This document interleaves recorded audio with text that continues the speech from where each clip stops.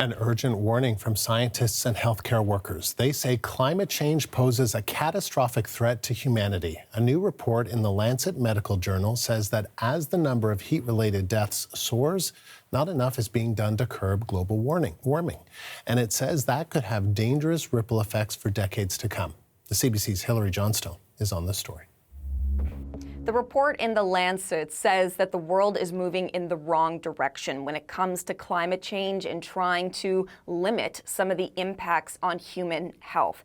It says that when it looks at heat-related deaths as one example, that by the middle of the century, if those levels rise to 2 degrees Celsius of warming above pre-industrial levels, then we could see a 370% increase in heat-related deaths around the world.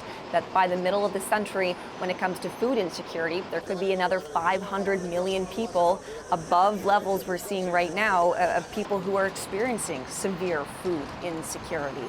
Concerning things for sure, and what we heard from those report authors is that they were trying to make a bit of a link here between fossil fuel companies, that industry, and the tobacco industry as well. So here's a little bit of what we heard. I think the analogy with smoking is not entirely inept, in the sense that smoking killed people, and we can look at the lives lost. But then it's very important also to look at the tobacco industry and what the tobacco industry is doing, because that is the proximate cause of those lives lost. And I think all our indicators on the fossil fuel industry are extremely relevant then, because this is an industry that is actually killing people in large numbers and is making them ill in even larger numbers. And it's often not presented like that. The authors make the point that every second, 1,300 tons of carbon dioxide is being emitted into the atmosphere. Far too much.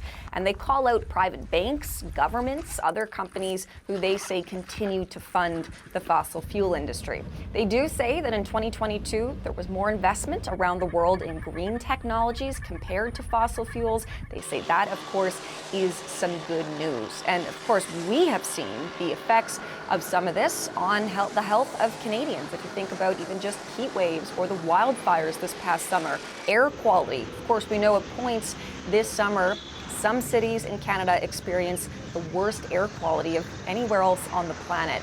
The report talks about the fact that globally, from the years of 2003 to 2022, they haven't seen a big increase in smoke concentrations, except for in a couple of really key places, notably Siberia, India, the Western USA, and Canada as well. So the authors making the point that yes, there are impacts around the world, and then there are very specific impacts for certain countries. The CBC's Hilary Johnstone in Ottawa.